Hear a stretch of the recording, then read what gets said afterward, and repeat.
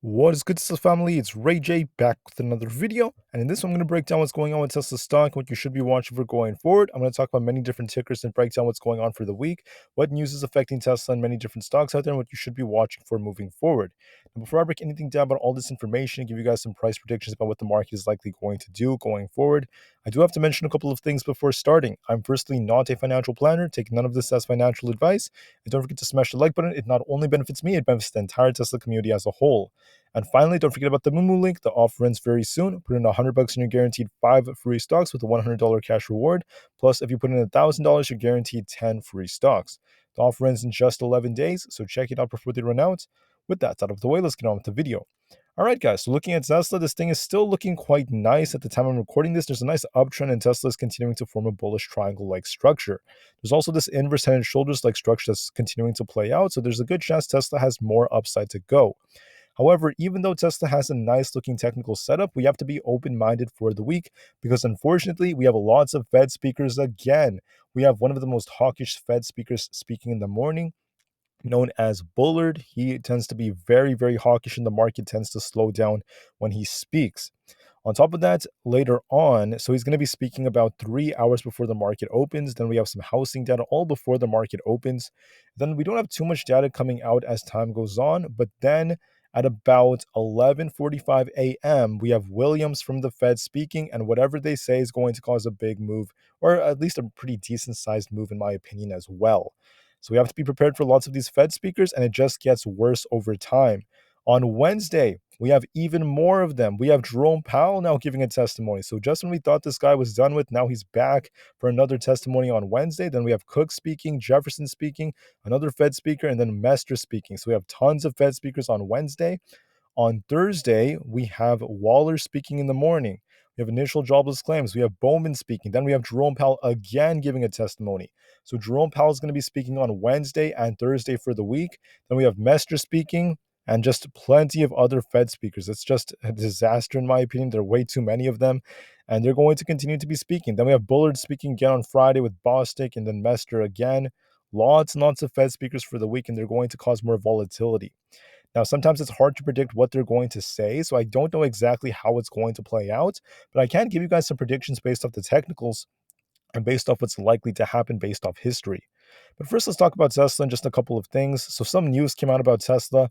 Tesla's giving us a very rare and very interesting outlook on their monitoring system for their superchargers. You can see right over here, they're all over the USA, and they're continuing to do this to monitor every single one of them. And users could have access to this as well, just so that they could find the closest ones to them. And Tesla could automatically plan the trips for people. So, it's very, very interesting to see, very interesting technology. This is a very, very good tool for managing every single one of these as assets. So it's very good for Tesla. There was some news that came out about Kathy Wood once again selling more Tesla shares. She sold about 393,000 of the shares not too long ago. That was earlier during the month. And then once again, she sold another 62,000 of these shares. So she is selling a little bit more. That's not the end of the world. I know a lot of people like to panic when this happens. Don't panic. This is completely normal because what she tends to do is she sells during certain periods, repositions, buys into something else that's more lucrative. And she continues to do this, but she has not completely sold out of Tesla. It's still one of her number one holdings, and it's completely fine. Nothing wrong with doing that once in a while just to reposition, look at some other opportunities. She could also be doing this because she could be anticipating downside. It's a possibility. Maybe she knows something, but we'll just have to wait and see on that. But she does know, here's the thing about Kathy, she knows there's going to be an increase in volatility and potentially some downside for the markets because of the Fed speakers. And it could be because of other factors too. I'm just going to use this as a warning just so that people are prepared for this going forward. Now, to add on to this, there was some news that came out about how the Cybertruck is in New Zealand for final winter testing. And this is once again great news. They're continuing to test the prototype over and over again in different weather conditions, whether it's the snow, it's the hot sun, and many other conditions like that. It's very awesome to see this. There are over 1.5 million reservations for the Cybertruck, and people are continuing to show many signs of interest in this car. I also believe that as time goes on, this is going to become even more profitable for Tesla because for the time being, it's going to have a lot of hurdles they have to get past, right? The production mechanisms, how they're going to build it more efficiently and quickly. And it's going to start off in a very slow manner. That's what Elon Musk talked about initially. Then he said that production is going to resemble an S curve. Basically, it's going to start off kind of slow, quicken up a bit, slow down again, and eventually it's going to start picking up once they get closer to the mass production phase. But for now, this is still good news. They have to keep testing this, and I consider this just very awesome moves by Tesla as they're continuing to grow and improve their products. Now, once again, as Tesla looks quite nice, there are other things to look out for when it comes to inventory levels. Right now, the Model 3 listings are starting to drop again. That's some good news. The Model X's are very stagnant. Same thing with the Model Y and the Model S's. And overall, pretty stagnant stuff. The Model 3 listings are dropping, which is a very good sign. I want to see this continue as time goes on, especially as we get closer to the July period, as Tesla gets closer to the middle, if not the end, of this next cycle. And as we get closer to the middle of summer, we tend to see another like increase in demand. It tends to slow down a little bit closer to like Q3, and then by Q4 we should see a big surge in demand for these. We're going to see these big drops, just like what happened last year. I'm really hoping for that, and I think things are still looking pretty decent for now. So there's still a pretty decent hope for a pretty good report from Tesla going forward. The only thing that concerns me would be the margins after all the price cuts, but other than that, things are looking pretty decent. Wedbush is reiterating that Tesla is bullish, is going to outperform the market. That's a good piece of news. And we're going to be watching these levels on Tesla. Tesla's continuing to outperform the market with a high price PERS ratio, and it's still outperforming SPY and the QQQ, at least as of right now. On top of that, Tesla tends to be green about, I believe this is about 51% of the time on Tuesdays, so it tends to be a decent day. And Tesla tends to be a lot stronger during the second hour, and particularly during the fourth hour of the trading day. Tesla tends to do a lot better. And June tends to be green about 78% of the time for Tesla, so another pretty good piece of news. And when it comes to the short interest, this is continuing to downtrend as shorts covering has helped Tesla pump even more. And as we get more good pieces of news, this could continue to help Tesla hold up even on low volume. So for now, pretty good stuff for Tesla. But the good thing about Tesla, though, is we have high volume still. So there's still a lot of interest in the stock. People are still buying it up like crazy. And that's a good sign. It's well above average. 167 million is well above 154 million. And we're continuing to see buyers stepping into Tesla. Tesla still is showing strength, it's holding up nicely, and the short volume is starting to decline right over here. It is getting closer to this level where it starts to bounce, but for now it's not there yet. It's getting closer, but it's not there yet. And this is still a good sign for Tesla because the price is starting to outperform, the short volume is starting to decrease a bit, and we're seeing lots of short covering for the stock. Now, from a technical standpoint, okay, Tesla looks bullish for now, right? It has this inverse head and shoulder structure. We have this head right here, the left shoulder and the right shoulder. We have this very nice uptrend, and we are forming a potential bullish triangle. However, as great as this is, as awesome as it looks, technicals are not everything. They're just one factor. Now, as long as Tesla holds above this triangle and manages to gap up in the morning, if it does do so because of some kind of news, it's going to need something good because Bullard is going to be speaking a couple of hours before the market opens. And we have to be careful here because resistance is very tight. We need a good piece of news to come out in the morning for this to continue, in my opinion. And Bullard is going to be speaking, so he might cause the market to slow down. So this could have a negative effect on Tesla, at least during the pre-market. But as long as Tesla holds this uptrend, as long as it holds this line right over here, there's a good chance that Tesla could continue to push up for this 265 zone all the way up there.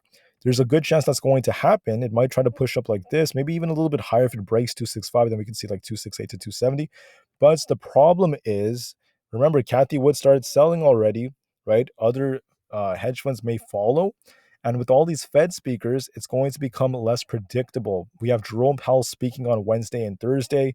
We have Bullard speaking again on Friday. We have so many Fed speakers for the week. And when they speak, the market tends to slow down because most of the Fed speakers are hawkish overall. Why? Because during the latest FOMC meeting, most of them revealed to be aiming towards another rate hike. So most of them are likely going to be a little bit more hawkish. If you look at Powell's latest language, there's a good chance that that could happen again. So there's an increased probability of the market slowing down later on during the week, or even as soon as tomorrow at about 11:45 a.m. when the Williams Fed speaker starts speaking. And this may cause Tesla to slow down. So if Tesla does slow down, you're going to be watching this trend line. If it breaks below the trend line, you're going to be watching these support zones. The very important support for Tesla is going to be this 260 area. If that fails us, then we're going to be watching this mid 250s area. And if that fails us, this entire like chop zone right here, you can see Tesla's been chopping a lot right over here. 250 is going to be very important support. It has to hold above 250. If that fails us, it's going to likely see even more downside and retest this imbalance right over here at this 247 area, then potentially 240, then 235 if that ends up failing. But what do I think is going to happen? What is my prediction, right? I went over the bullish case and the bearish case, right? What do I think is more likely? In my opinion, I think Tesla's going to try to hold this uptrend for the time being as long as the news is decent. It might break below it when Bullard starts speaking, but then might make its way right back up. And I think it's going to try to make its way back up to finish this inverse head and shoulder structure. I think the odds favor Tesla trying to do so. And I'm thinking that it might form a peak very soon, either at 265, if not a little bit higher. It could go to the next level up here.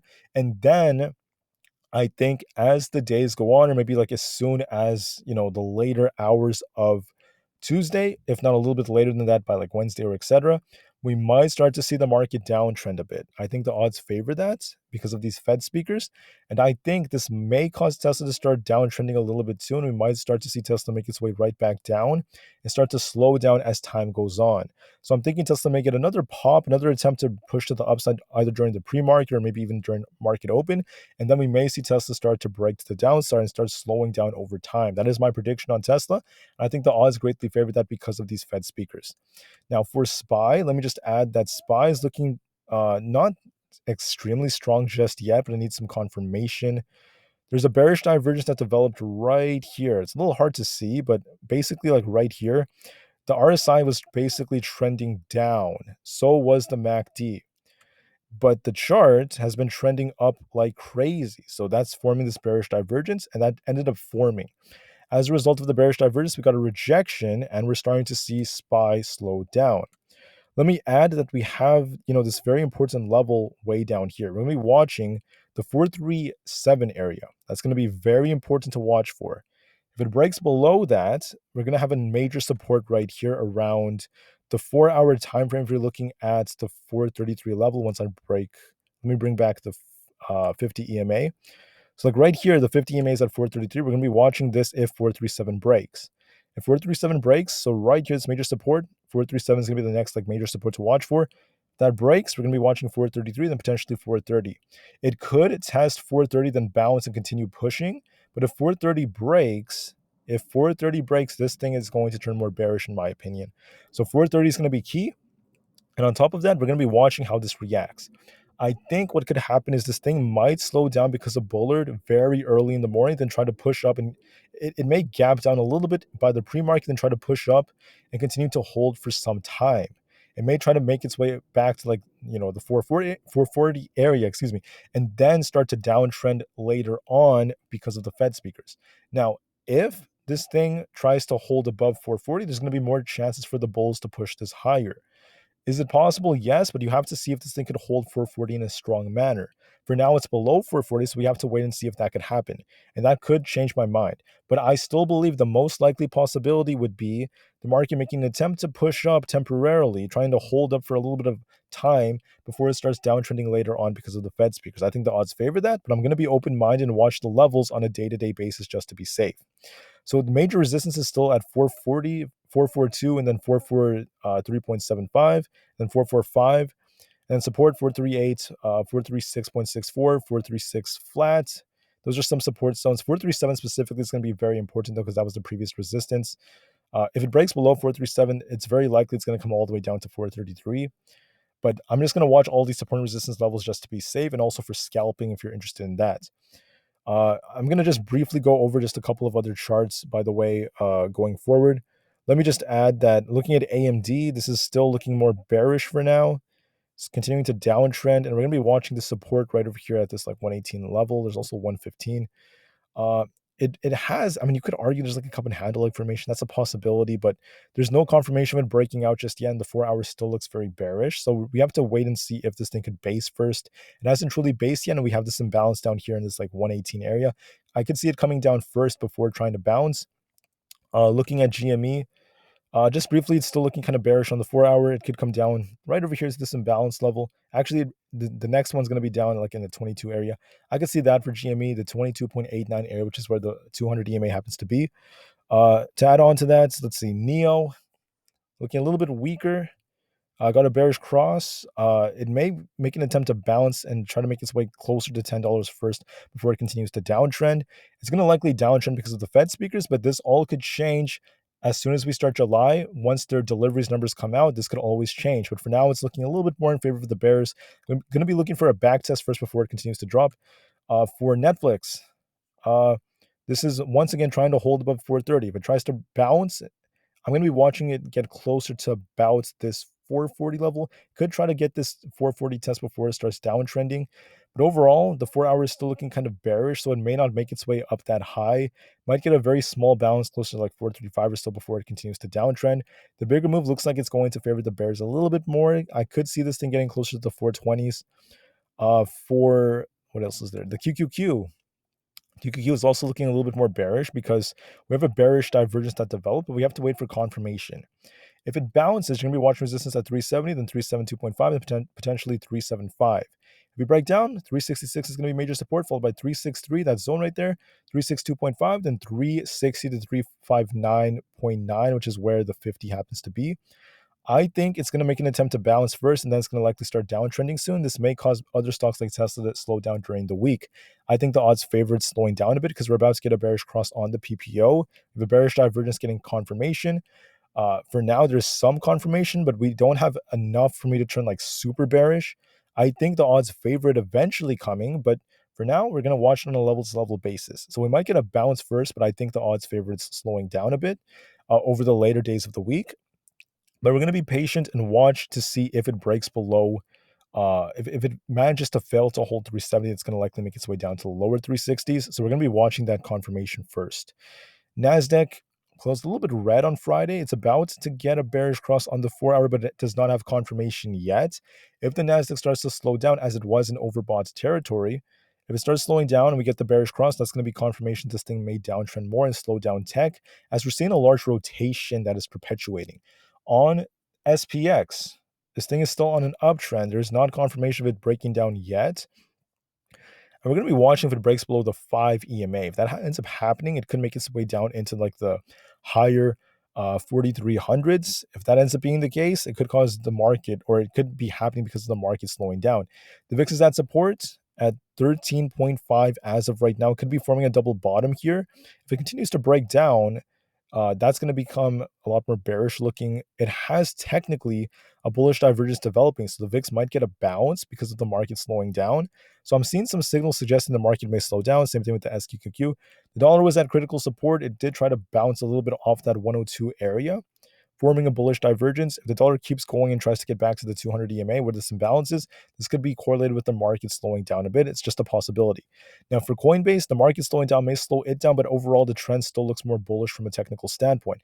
We have two big imbalances in the 60s. I think the odds favor it making its way up, and technicals look bullish on Coinbase, actually, which is very contrary to what the market is doing.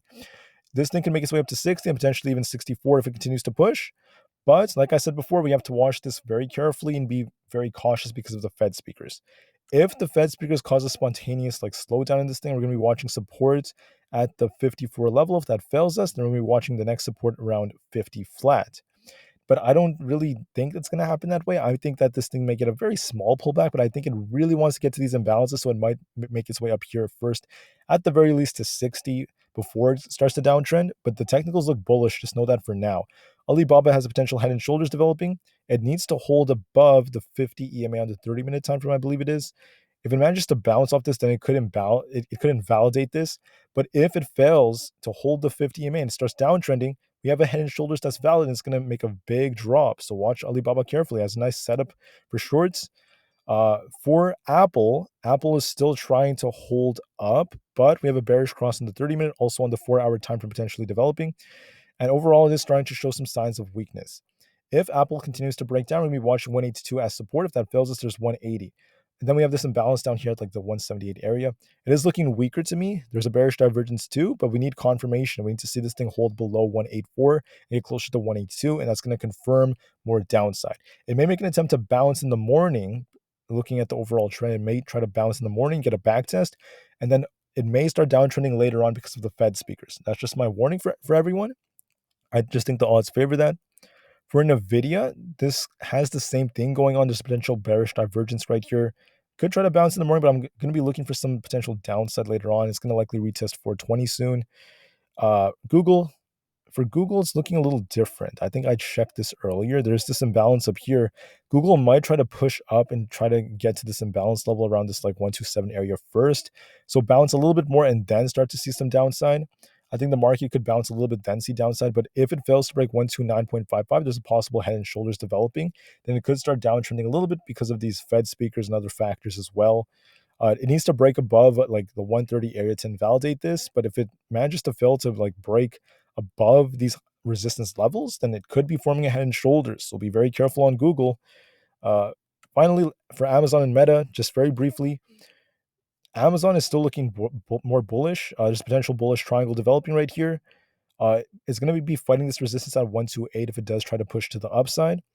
If the bears get control because of the Fed speakers, it could break below 124.8. If that happens, watch the 122 support, 120, then the 118 areas. So for now, there's a bullish triangle that is developing. It's still trying to hold up quite nicely. If it manages to break and hold this triangle, there's a good chance it's going to continue to hold. Watch the 4-hour 50 EMA as support on Amazon. But like I said before, even though technicals look more bullish, I'm going to be careful with these Fed speakers. I think there's going to be an attempt for it to push up a little bit more. We could see 127 again before it starts to break down. That's what I'm leaning towards. If the Fed speakers fail to stop Amazon, then the bullish triangle could play out and this thing could make its way up to like 130. I'm thinking it's going to just try to push up to this resistance, and I don't know if it's going to break it or not. That really depends on the Fed speakers. I do believe the Fed speakers may slow us down, though, so I'm still, like I said, going to be very cautious. For Meta, let's break this down.